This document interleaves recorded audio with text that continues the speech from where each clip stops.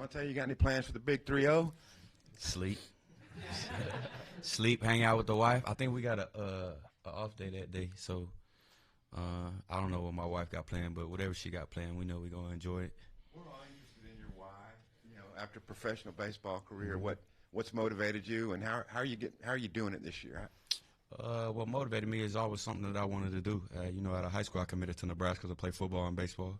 But when Major League came in, you know, they offered a number that I couldn't really pass up, and that was my number. So I took it, but it got to a time period where I felt like football was the time for me to go back. It's not traditional route, but at the end of the day, it's still football, and I still am an incoming freshman, you know what I mean, even though it might look a little different. But, no, it's just a transition more than anything. I give props to Pitt to give me the time period to be able to transition my body back to a football body, and now it's just moving forward and really know the playbook and go out there and compete. For Raylen Omega, Coach Foucher just here mentioned all three of you guys are having some leadership roles. Can you maybe talk about, with so much newness in the room, what you feel like your role is in trying to help lead as well? Yeah. For me, just maturity-wise, like, you know, you got to have a short-term memory loss in this, you know, in football itself. So, you know, if I'm talking like Ferg and things like that, like if you drop a football, just being able to shake back, things like that. And then, like, at this time point, fall camp is new to them, to a lot of guys and freshmen. So it's something that they've never been used to. So just being able to learn quickly, because everyone can play in our room. I feel like we have the best receiver room in America, and that's from upperclassmen to lowerclassmen. So just being able to get them to a spot where they feel that they're very confident to be able to play. Absolutely. Well, I'm going to just touch back on what Raylen said. It goes to, you know, just thinking back when I was a young freshman and the things that I didn't do so well, and just looking back and, you know, just making sure they do the things that I wasn't able to do or couldn't do when I was a freshman, because like I said, the opportunity is golden for them, and you know they improving every day, honestly. And like you said, us three as being the leaders in the room, or not just only us three, we try to, you know, put in their head that they're a leader too, you know, so they can continue to feel, well, not be as comfortable as they, you know, think they are, but just staying on them and making sure they handle their business the way they need to. Omega and Raylen, you guys are, I know, Omega, you had a couple seasons at South Carolina, but making this jump now from where your previous school to the SEC, what's kind of been the biggest level of adjustment? What have you two been really focused on trying to work on here before the season gets going? I belong here, honestly. You know, this is where I always wanted to play at. I'm going to go out there this year and do the same thing I did last year and be even better. And, you know, it's a lot of bad out there I did, and it's a lot of good, but, you know, just put that together and make it happen. So that's really it. For me, regardless of my journey, I feel like I should have been playing in the SEC since my freshman year. But things go left. You know, everything doesn't go as planned as you want to. But I thank God for the journey He's put me on. And I think the big thing is for me is just the IQ level. You know, not just using talent, but using my intelligence as well, to be able to set up a lot of different things and just set up for me and make things easier. So I think that's the biggest thing for me is just, you know, studying the game, knowing what I'm going against, knowing tendencies, things like that. So I think that'll be the biggest thing for me. Monte, you might not be the biggest wide receiver in the room anymore with Antonio Jordan now here. What's kind of been your first impressions of the freshman, and what has stood out to you with his game so far? Very impressive, very explosive. A guy first day willing to come in and be ready to learn. A guy who loves the game. You could easily see it, you know what I mean? Even when, I remember one time we was running routes and it was all kind of like older dudes, and like he had class or something like that. Like he ran in, was just in normal clothes and decided to hop in the drill. That tells you a lot about a guy. But these first couple of days has been kind of impressive, just the plays he's been making and just the role he's coming into. I know he's still a freshman, but there's growth. But he's advanced for sure, and I got high hopes for him, and I got high praise for him for sure. Monte, you mentioned having to get your body right into football mode. I'm curious, on the field, did you have to knock off some rust last year? Kind of when did you get comfortable again, like feeling like, okay, I'm back into football mode? Nah, it definitely took some rust. I mean, I didn't put the pads on until fall camp around this time last year, and that was my first time in 10 years. So I think rust is kind of an understatement. I need more than WD-40 to be able to get through it.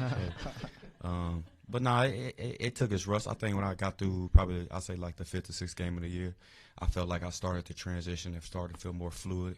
And then once I got into spring, the exact same thing happened. And then my main emphasis after that was really in the summer was like how much can I compete with myself every single day. I don't challenge guys in the room to be able to compete with each other, even though we do compete with each other, but how can I look myself in the mirror every single day and compete with myself? That's the only person that really matters. And Raylen, you mentioned, using your IQ. You've got experience in Coach Petrino's system. How much does that help, and does it feel like you've kind of picked up right where you left off previously? I think it helped me tremendously in the spring, just being able to come in and play fast. Just as a receiver, when you don't really know the playbook, it's really hard to just be yourself. So that was the good thing. But, being able to teach the others, just because it was his first year last year, some guys were still learning. So I was able to come in and being able to help those guys as well, and just being able to, give them some tips and things like that, just things I've learned. And just the way he wants it. He's a perfectionist, so he wants it just as detailed as he wants it. So, you got to go his way and his way only. And I got to give credit to him for that. He definitely came in hitting the ground rolling, even though being in Bobby's offense before, he wasn't a shy guy. He came in, Lil, we need to do this, we need to do that, and I took a lot of respect to that. I guess Omega, you obviously were in the spring. Correct me if I'm wrong, it looked like after spring break, you kind of flipped a switch. Is that correct in saying that? It looked like you really started surging after that break. Yes, sir. Absolutely. Like I said, been in the room with guys like Raylen and Monte, staying on me and just making sure that I am comfortable and in this playbook. Making sure that we do the little things helped out a lot, So just, taking that off time and really getting in the playbook and understanding it more and learning how things going and how Coach P want things to go really helped out a lot. So it really helped me turn that switch. I don't think I've ever met an Omega. What's the backstory from that? Where does that name come from? Great first name. My parents Christian, and I'm the last child. So, in the Greek Bible, it's the last. So, any thoughts ever to wear number 3? Maybe a missed opportunity for NIL. Not really, man. Not really. I guess for any of you guys, Coach Fouch was talking about how the group was coming together after CC was out. I guess just how tough was that, and how are the ways in which the group came together? I think the biggest thing is we found a way to get him out of like a rut. I think that was the biggest thing for us. And he's helped us tremendously, and it's a hard loss, but you can see his excitement back. He's a very happy guy. He's a very enthusiastic guy. So to have him just on the sideline, having his tips as well, being a help is tremendous. But this room is the closest room I've ever been with. We laugh, we giggle all the time. It's not really fights and things like that. But the biggest thing that if we say something to one another, it's not like, oh, he's getting on me, things like that. It's coming from a good place. So just being able to learn from each other, and our energy feeds off each other, especially like today at a practice we had today. Just being able to feed off each other has been big. And then, Monte, for you, Coach Fouch was saying that he can almost trust you, almost like an assistant coach, to kind of deliver instructions or maybe hype the guys up. I don't know. Can you just expand on that a little bit? What's that like in practice? I just try to be myself more than anything. Everybody want to be called a leader, but you got to be able to show up. I think they'll be able to answer that more just coming from a receptive perspective, but I just try to put the action out there. If a guy's going to be able to follow you, he got to be able to trust that you doing it. A lot of words don't really don't mean nothing. Actions speak 1,000 words. So you can tell by receptive they are, maybe just from baseball, but also being a little bit older. But you got to realize that I just don't hop on the field and I just earn respect. I got to go out there and still play football. I got to earn their respect too, and that's what I look for day in and day out. And Omega, for you, how do you think that your connection with Talon has just progressed? Just staying out to practice, running routes for him and getting the timing down and just talking to him and also meeting with him after some practicing and watching a little bit of film and just talking with him, man, and being open and just being around him. So it helped out a lot. This being your third school now, how would you compare learning Petrino's offense and playbook maybe to other offenses you've been a part of? Is it more difficult? Honestly, no, because, everybody in this conference run the same thing. They just use different terminology. So it wasn't hard. I just had to get used to the terminology that is used here and put it together. But it's like still connected. How long do you think it took you to kind of feel comfortable in it? Honestly, I went through the spring, and took that little break. And once we jumped back in fall camp, I'll say I was right on it. Thanks to those guys too, man, because they be on me. Monte, I'm curious. You talked about the transition and just going from professional baseball to now back to football, and you talked about you shaking off the rust and doing that. Where do you feel like playing in the pros has helped you now transition here? Or what was some of the difficulties that you went through in that transition process? The highs and lows. Baseball's a game of failure, so you be a superstar or an all-star and you fail 70% of the time. So coming in every day being the exact same guy, no matter what you do, you can go 4 for 4 or 0 for 4. Just being the same guy every single day. The transition more than anything is just mental. You know what I'm saying? Mentally put myself in spots where I know I can be successful, and that's the way the game of baseball has helped me. And I'm sure you've seen all the social media love that you've been getting and different accounts nationally. And I know you guys are saying, yeah, we've seen it. Is it nice to see that you're still being recognized, here at this level now? You were recognized at the MLB level, but now seeing just, the excitement around you being 30 years old and saying, yeah, I can do it too, right? It's love and hate on both sides. It's just what comes with it. I really don't get to see much just because the only social media I have is Instagram. So I try to limit myself as much as possible. And I started that at a young age. I try to tell these guys, man, as quick as they can love you, they can hate you at the exact same time. And that's not to scare people or anything like that, but it's the internet. The internet's not really real. It's different when you have to walk into a room in front of 6'4", 2 whatever pounds to be able to say some of the things that they say on the internet.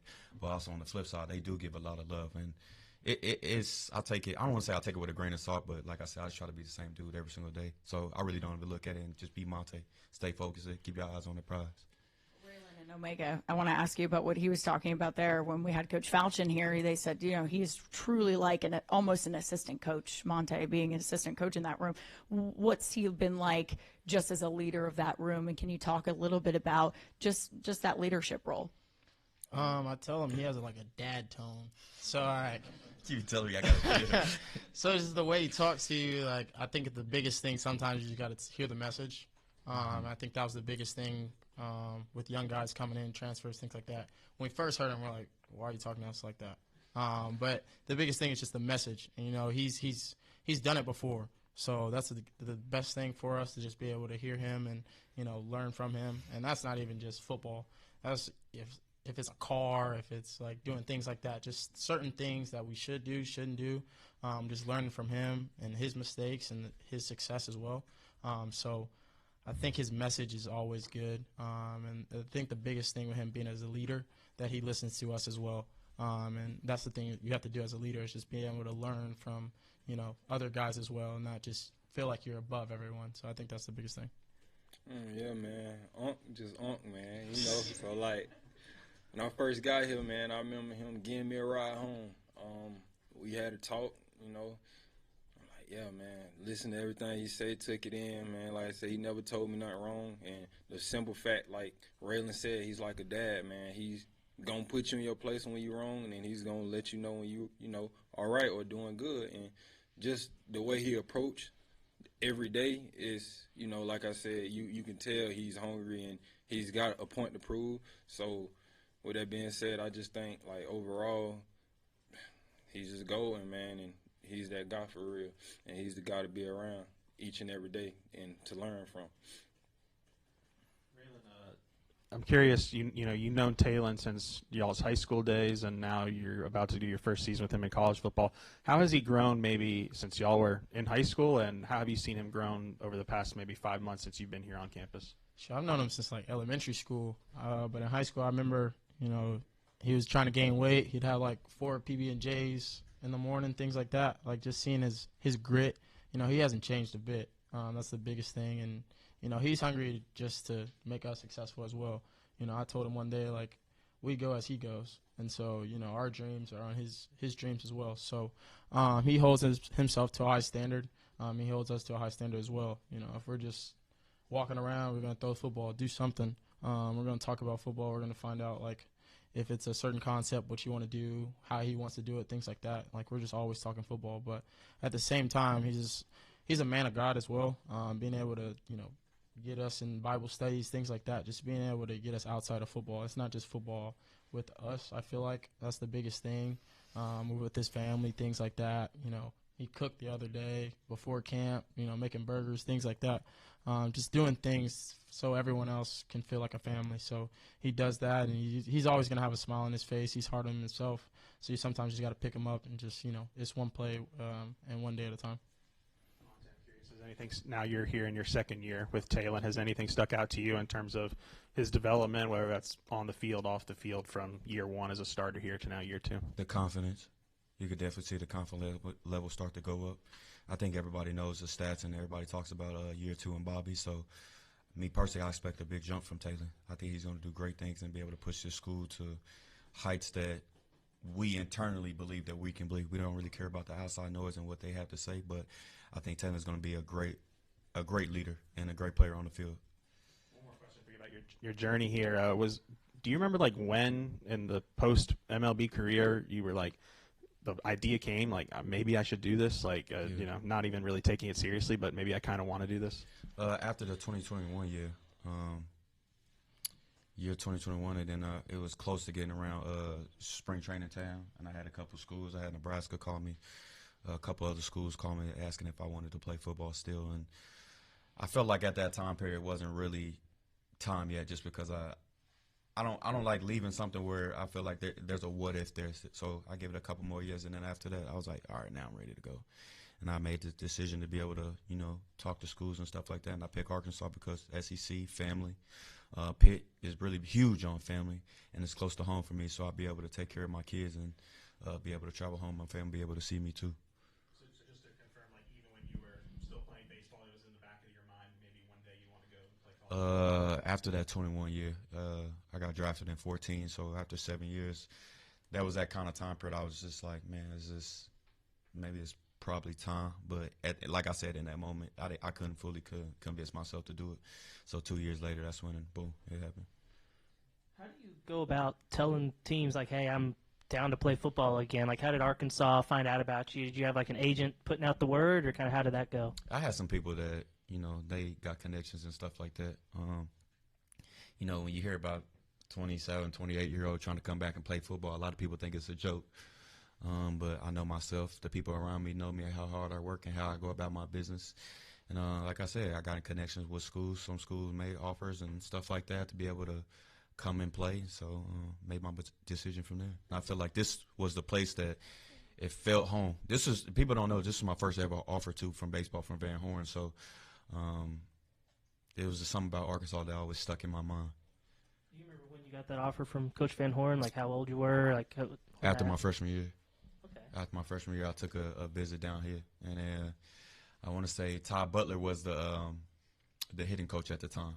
I would have committed, if I'm being perfectly honest, if he wouldn't have left. When obviously it was a lot of money, but when the draft rolled around, was it a hard decision to pursue baseball, or was there a part of you that said, hey, I want to try to go to this two-sport thing in Nebraska? I gave him a timeline. I think the draft happened on a Thursday, and I had to report to school on a Sunday. And I said I don't want to report to school and be having to still choose what I wanted to do. So I gave the Brewers 3 days to be able to choose, like, what y'all want to do. Like, don't play around. Like, we need to make this happen now. So by Saturday night, they drove down and gave me the offer, and then boom, I was signed that night.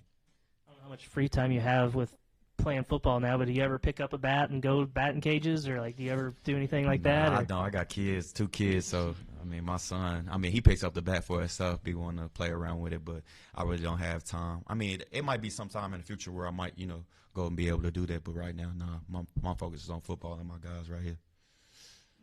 You were a 3-sport guy, right? Yes, sir. Yeah. So you get any interest in basketball? Yeah, I had offers in basketball. Actually, as a sophomore going into my junior year, I actually told my coach that I didn't want to pursue basketball anymore because, I mean, you see so many 6'2", 6'3" at the time that can jump and do all that. It's not very many 6'2", 6'3s that's athletic in football. I mean, there is, or baseball, but I think that was kind of more of my brother's journey and what he wanted to do. I didn't want to take that shine away from him. Could you enlighten us a little bit on your connection with Talon from elementary and high school and stuff? How, like, y'all weren't on the same high school team, right? You were at Allen? No, we were on the same high school team. He transferred his sophomore year. I played QB as well. He got brought up his freshman year and my sophomore year, and then he ended up transferring. But we ran track against each other, things like that, summer track and things like that. He was a long jumper. We long jumped against each other, 400, all of that type of stuff. So been close with his family for many years. Our families are pretty close, so we go way back. All right. Thanks, guys. Appreciate you. Appreciate y'all.